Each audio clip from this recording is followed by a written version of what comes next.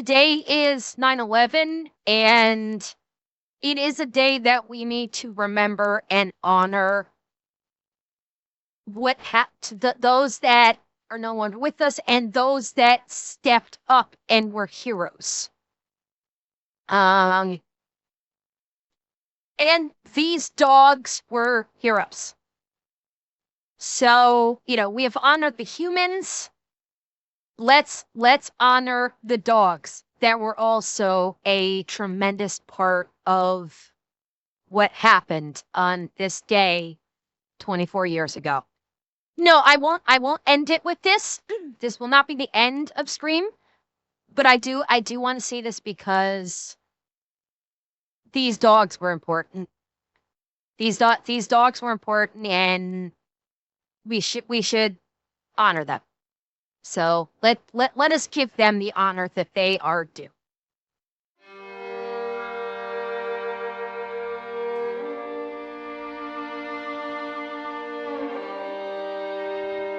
I figured, oh, it must have been a small plane, and what a strange thing to have happen.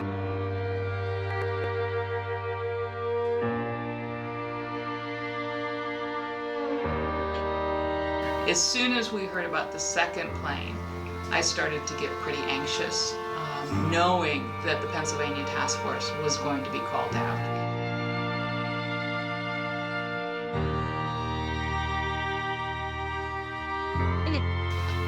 The trip to New York was very surreal. It was dark, and we went through the Lincoln Tunnel in the wrong direction. And we saw just lines and lines and lines of ambulances. And everything was just very unreal.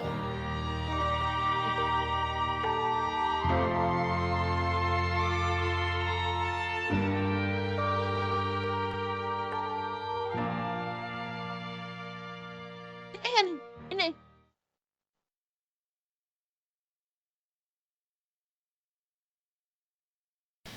The Federal Emergency Management Agency, FEMA, has 28 teams nationally, and these are urban search and rescue task forces that respond to nationally declared disasters. Generally, they're a full composite of 63 or more individuals that are involved in rescue and response. So they include a medical team, they include the search teams, which involves the dogs, usually 4 dogs with their handlers, and the rescue specialists that go in and move rocks to free people who may have been trapped in a disaster. So it was on the evening of the 12th. The sun was starting to set as we went in, and I remember we entered through what was the morgue. We made our way to World Financial Center, and that's where our base of operations was. And when we got there, they set up our whole group. They split us into 2, and so the first group went during the day, and the second group went during the night. So we had 12-hour shifts, which were more like 16-hour shifts. But because they were concerned that there would be less veterinary support available during the night, they put me on the night shift. The 4 dogs from Pennsylvania were under my direct care, but I also provided care for any of the dogs that were in the base of operations where we were. So any dog that needed to be looked at, I was able to do that right on ground zero. One of the really big things about 9/11 was it was the first time that the country got exposure to what search and rescue dogs are. They were front and center because they were the only visible sight of anything that could make you, not cry. The dogs that were responding and were at ground zero were knowing that something was going on. They were working. They knew that they had to work, and they wanted to work. They were generally pretty pumped up. And I think what happened is that at points it became, kind of non-productive for the dogs because they were trained to find live humans. and they weren't finding live Oh. humans. So they Oh. didn't get their reward. And Oh. so if you're going to play the slot machine for a while, you know, you're going to give up playing after you don't win. We kept working and we kept working. And one of my jobs was to make sure that the dogs had some rest time. And I think with our team, we did really, really well, making sure that those dogs were out working, but then they had to come in and just have a break. So there were so many challenges. And as it evolved, it got much more organized, but it also became more disheartening because there was like, maybe there's still somebody that we could find, and maybe there's, you know, maybe over here, maybe they could have survived here. And it just, it was so depressing as each day kind of wore on and there was nobody.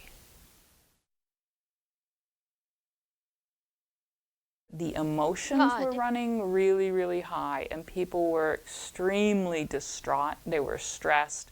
They were sad. There was so much emotion there. I noticed all of the first responders that were there were very somber. There was no light in anybody's eyes, but when a dog came by, there was just a crack, and people would actually smile.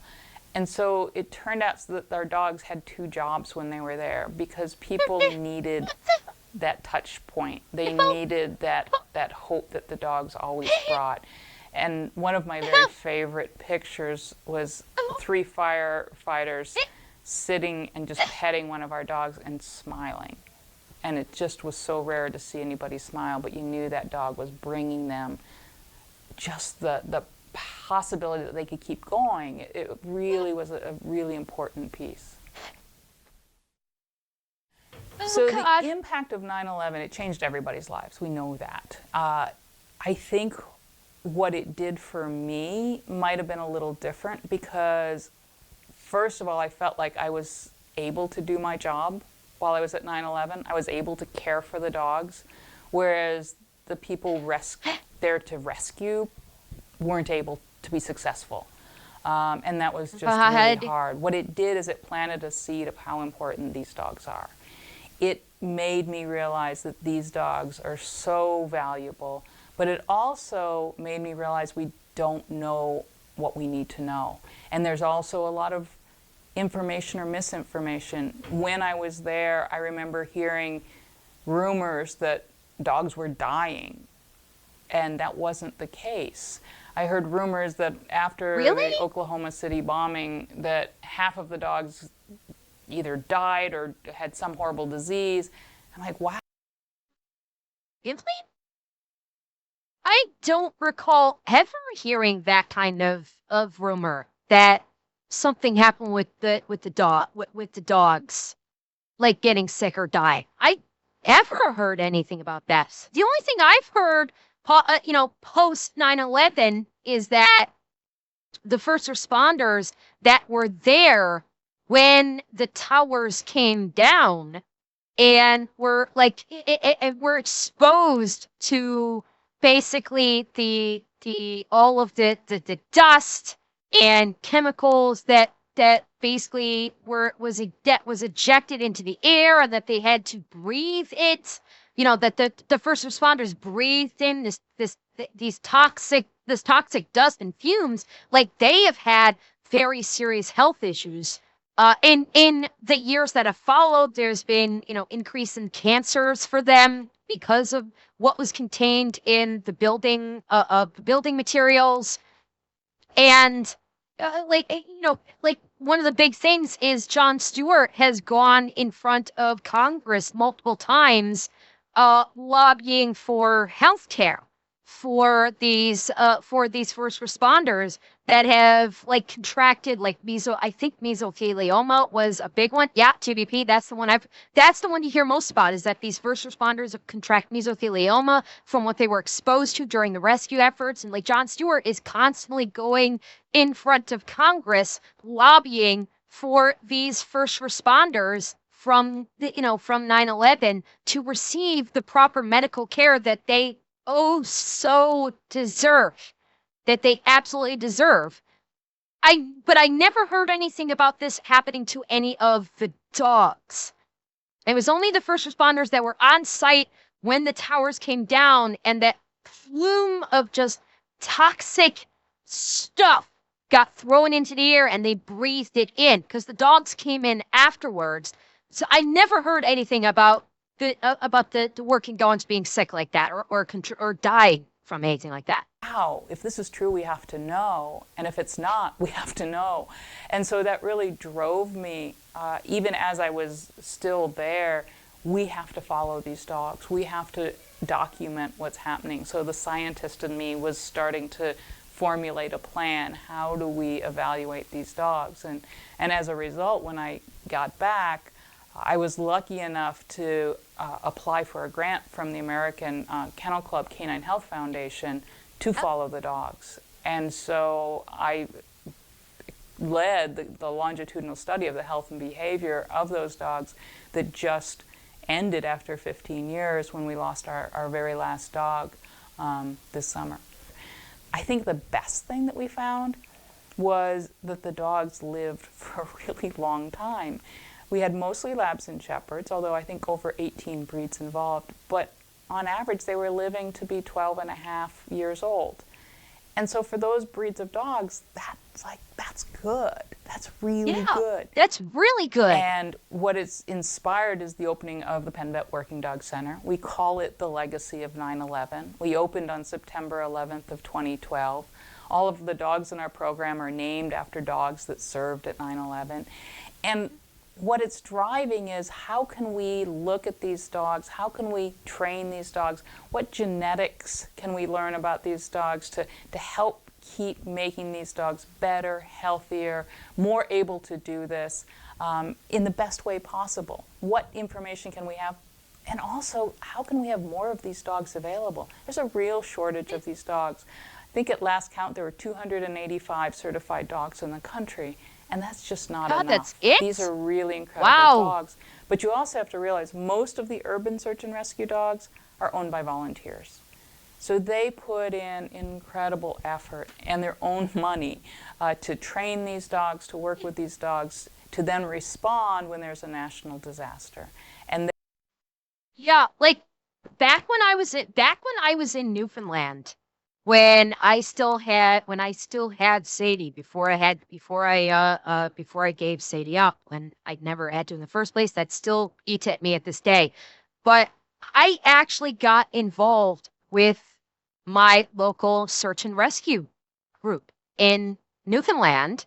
And, I was working on trying to work with them to maybe work on training Sadie to become a search and rescue dog. And I got to work with the other search and rescue dogs. And it's really interesting to see how search and rescue dogs operate. Granted, it's very, very different from how search and rescue dogs, like we saw here, that at Ground Zero operate, but it's fascinating seeing the training that goes through from the absolute basics to like more intermediate or even slightly advanced. I mean, yeah, Silver, I kind of do. Yeah, I try to help people when I can. No, GBD, I was not. I didn't have enough of an opportunity to work with search and rescue to have to get Sadie trained up to work in search and rescue that I could do anything in like I did not have the opportunity to go on any actual well I did go on one rescue, although technically speaking I wasn't actively involved. There was nothing. I didn't actually engage in anything. There was one rescue that I was present for, but I wasn't actively engaged in anything because there was nothing we could do on the ground. The rescue where I was present was there was some hikers that were hiking up a mountain, and they got lost and they were trapped on the mountain. And basically, I was there with the ground team. But they ended up calling in a cormorant. They ended up calling in, I think it was a cormorant from Nine Wing up in Labrador. to fly in and rescue them because they were like up at the top of the mountain. So there's nothing that we on the ground could do. They got rescued via helicopter. And like I was there when the helicopter, picked him up and then touched down on a landing site at the base of the mountain where we had all mustered, and I aided in, getting these people from the helicopter into the waiting ambulances, and I was doing vitals checks on them, working with the uniformed paramedics, and I was, working on getting their vitals, getting histories, getting information, getting them secured in the ambulances and stuff like that. So I did help in that regard, but that was the only search and rescue thing that I had an opportunity to be a part of. And Sadie never really got trained, so she never did work as a search and rescue dog. But I got to see how all of the search and rescue dogs, how they were trained and how they operated. What the methodology was for how they utilized their search and rescue dogs. So it was really a really great and interesting thing to be able to see, and to a small degree anyway, to be able to be a part of. They are the real heroes, and it's the team that makes up the heroes that really set them apart.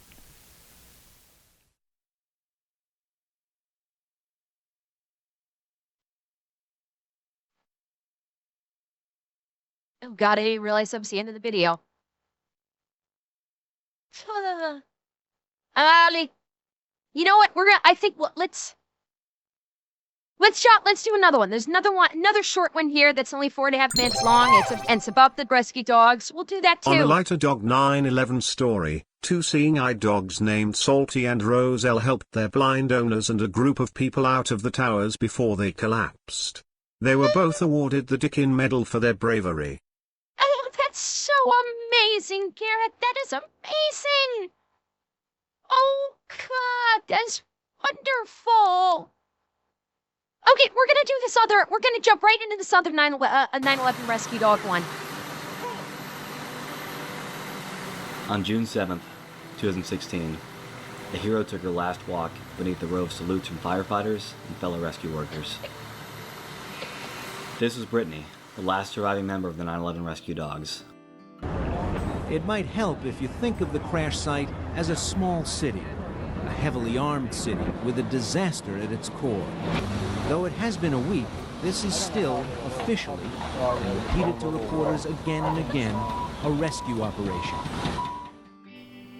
Following the September 11th terrorist attacks, an immense recovery effort began on the rubble of the World Trade Center and Pentagon. Nearly 10,000 emergency workers assisted in the recovery, of which an estimated 300 were dogs. First in the scene were search and rescue dogs, trained to find and recover those who might still be alive in Ground Zero. 27 hours after the collapse of the North Tower, the last survivor of 9/11 was rescued by a German Shepherd named Tracker. Following Tracker's rescue,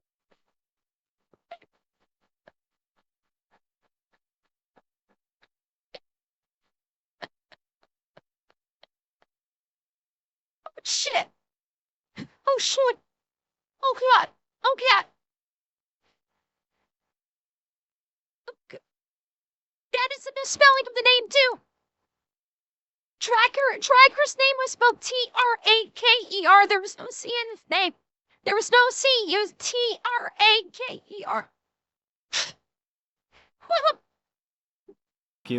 there was no one left for the dogs to save. Worf, a 12-year-old German Shepherd, located the bodies of two missing firefighters and curled up on the spot. He soon started shedding profusely, not eating and refusing to play with other dogs. His partner immediately retired Worf from search and rescue duty. These live search and rescue dogs became stressed and upset because they felt like they weren't doing their jobs. They weren't bringing in anyone alive. Good boy, Riley. Good boy. How many people here know what? You know Riley real good, Louie? Riley knew the people he continued to find were dead. He was never a formally trained cadaver dog. His job was to find the still living. I tried my best to tell Riley he was doing his job. He had no way to know that when firefighters and police officers came over to hug him, and for a split second you could see him crack a smile, that Riley was succeeding at doing an altogether different job. He provided comfort. Or maybe he did know. Rescue workers began hiding themselves in the debris so dogs would have someone living to recover. Eventually, trained cadaver dogs took over the searches. God.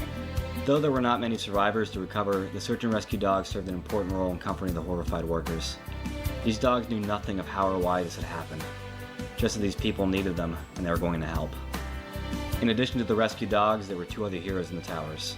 The guide dogs, Salty and Roselle. When the North Tower was hit, these two led their blind owners to safety out of the building. Roselle was sleeping underneath owner Michael Hingston's desk on the North Tower's 78th floor when she heard Flight 11's impact above. She guided Hingston and 30 others down 1,463 steps. On their way down, Roselle passed firemen and stopped to greet them. One last kindness before going up. Roselle led the refugees out as the second tower collapsed. Hingston said she remained focused on her job throughout the panic. We ran for our lives and ran into a subway station to avoid some of the dust cloud. By that time, we had inhaled a lot. How did you not run into things? Roselle. Once they arrived home, Roselle immediately started playing, as if nothing important had happened. Only one dog died on September 11th, Sirius, a bomb detection dog with the Port Authority. Sirius and his partner, Officer David Lim, were at their station in the basement of the South Tower when Lim heard an explosion he thought was a bomb. He told Sirius one must have got by us, and headed up to assist in the rescue efforts. Officer Lim believed he'd be more effective free-handed, and left Sirius in his kennel, telling him, "I'll be back to get you."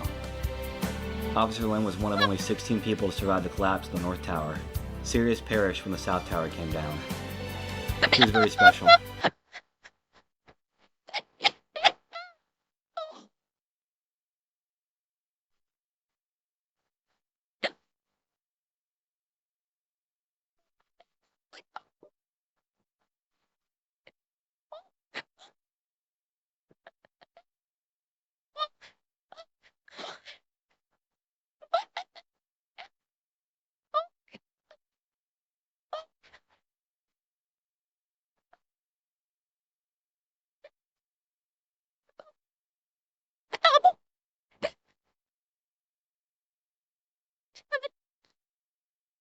Oh, God.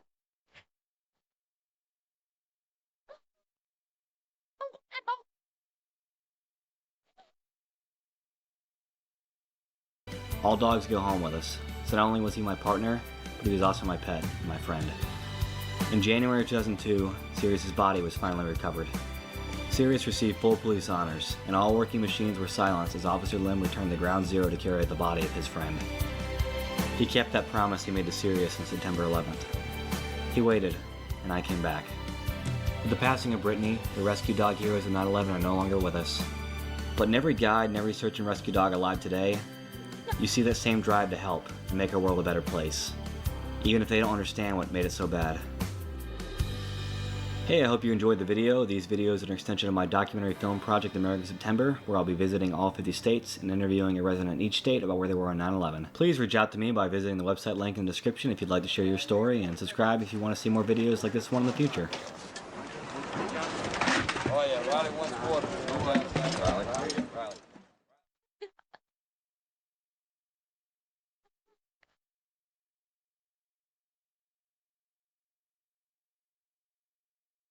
God, that hurt. Oh, God, that hurt. Oh, jeez.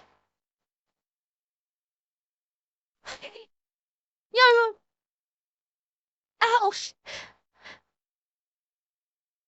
Oh, God, that hurts so much. Oh. Oh.